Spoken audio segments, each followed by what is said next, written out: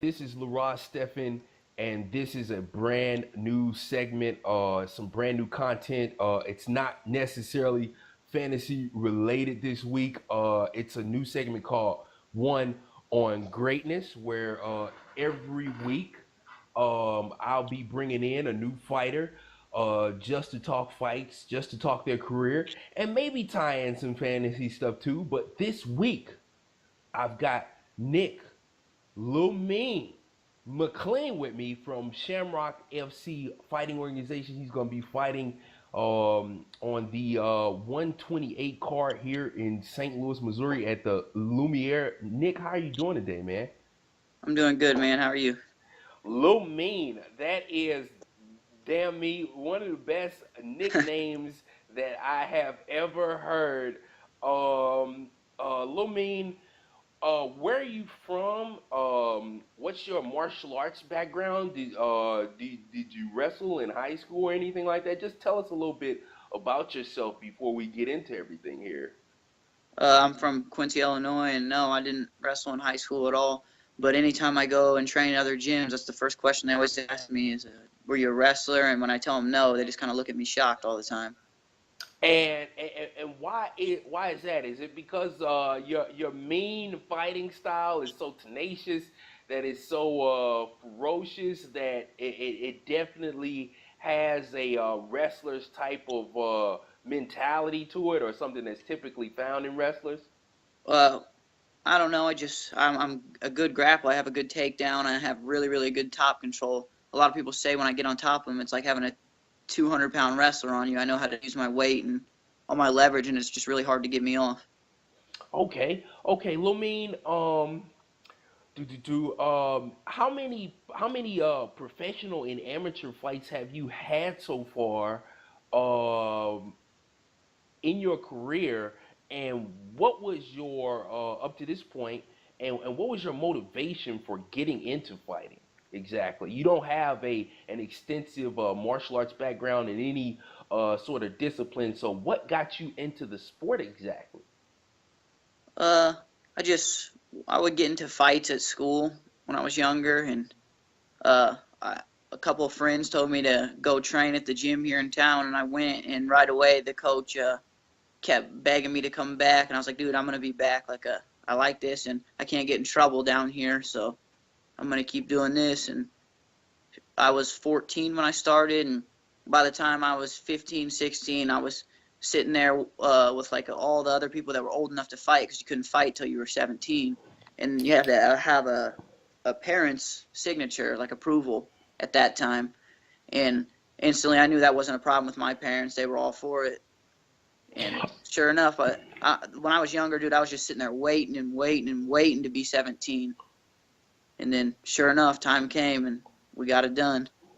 And how many total fights have you had since you were 17? Uh, I had 18 as an amateur. I was 15-3, and I'm 2-0 as a pro now, so 20 altogether.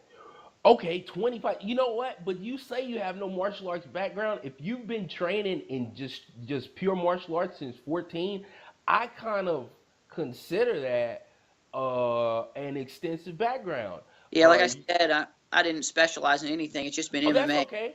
That's That's why okay. I'm so well rounded. I never like I feel like wrestlers they just focus on their wrestling Hmm. and they never really become complete strikers.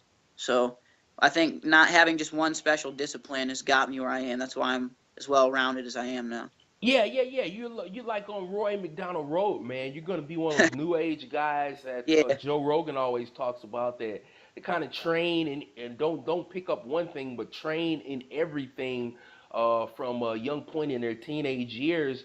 And you've already got 20 fights. That's a load of fights. Now you're fighting this Saturday up against your opponent whose name is kind of got it right here. It is Eric Ellington.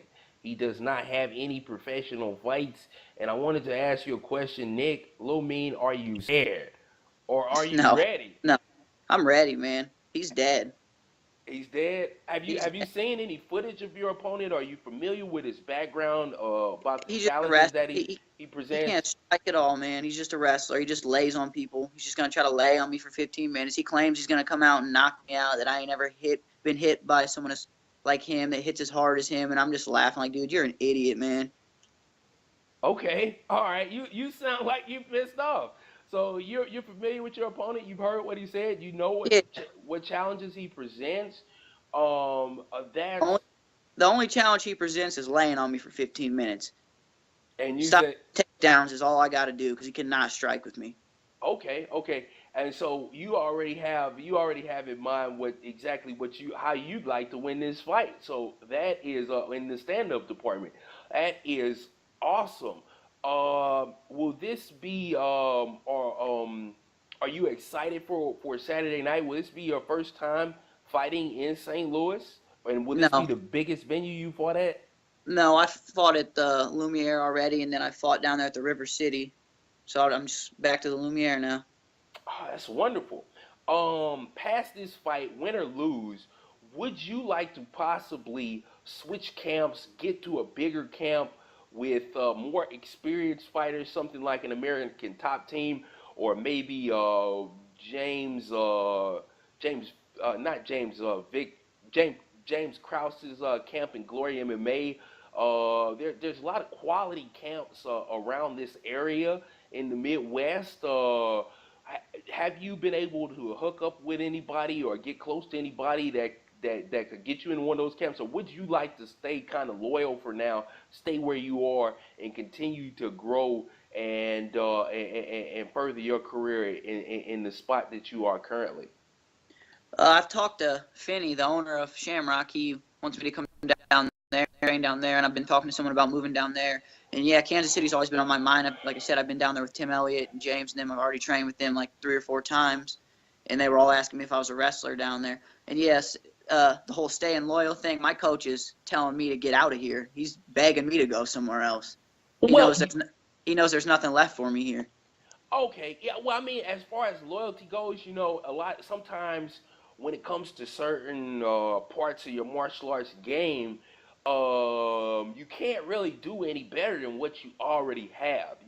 Whatever your trainer has helped you to kind of gain, whether it's let's say you've got a really quality boxing trainer and you guys have a really quality game that you come up with, you really can't oftentimes improve on that, and moving away from sometimes your comfort zone can kind of hurt you because other trainers have other methods and ideas and fundamental demands and stuff like that. And so, yeah, that's why I say that maybe you want to stick where you are. But that's awesome to hear that you're already considering expanding your horizons. And concerning your career, what are your kind of what do you want to get out of this fight game? I know you got into it just as something to kind of get you out of trouble and be a point of discipline in your life. But how far do you want to take this? What are your aspirations? Let's say within the next 2 years, where do you see yourself? Currently, I believe you're 2-0 as a professional. In 2 years, what do you think your record will be, and where do you see yourself? And what organization do you see yourself in? What do you want to accomplish in this fight game? How much money do you want to make, or is it about money? It's all about money. I want what Conor McGregor's got, man. I want to do exactly that and nothing else. Okay, okay, all right. So you want all the monies, I little want man. everything. I want all the belts. I want everything. That's what's up. Okay, that's what's up, man. That's what's up. And does it matter if it's Bellator, the UFC, overseas? Do you even care which organization you kind of catch on with? I want in the UFC. It's the biggest one. But not necessarily the best payday all the time. I can make the pay work with this mouth, man. I can do whatever I want with this mouth if I keep going out and delivering every fight. Okay, all right. Uh, You say fighters come to me because I make it red panty night. so you say your mouth gonna get you the money. All right, Yeah, man. I feel you. Lil Mean, I'm gonna go ahead and wish you all the best of luck. It was wonderful to sit down with you this week and chat with you, learn about your career, and learn about your aspirations. And I really hope that that you can achieve all of your dreams, and I hope that you pick up the victory this upcoming Saturday. Yeah, thank you. Yeah, this is, and also, man, thank you for sitting down with us and doing this first edition of One on Greatness. Of course, you're one. I'm Greatness. Lil Rod Stephen. That's my catchy name for this segment. Thank you so much. I'm expanding my journalistic horizons, and trying to cover the fight game from a little bit of a different angle, whether it be local fight. I know so far we've only kind of done UFC guys or guys that already kind of made it. But from now on, I think we're going to do everybody from all the different scopes, where they're coming from, what they're doing, trying to catch them at different points in their career. Even guys like you that are just getting it started. It's so exciting to know that you were able to talk to a guy right when he was getting a hold of his personality, when he was developing that charisma that's going to one day affect and really capture the imaginations of the world. So yeah, thank you for being my premiere interview on here. It's been an honor to have somebody with such a cool nickname on here, and like an electric personality, man. Past that, everybody, we're going to be taping the next edition of the MMA Edge Fantasy Podcast on Wednesday. And that's going to be featuring Devin Powell, unless something changes. And that's going to be for the 128 UFC card. We're going to be breaking it down from a DraftKings standpoint. On 2-4, we're going to be doing Steve Montgomery, the creepy weasel from American Top Team. I think Lil Mean is better than the Creepy Weasel as a nickname, man. I was about to say the coolest nickname in mixed martial arts. I think we got it right here, but he's gonna be the 2-4 edition. And Lil Mean, we're gonna have you on the damn me breakdown.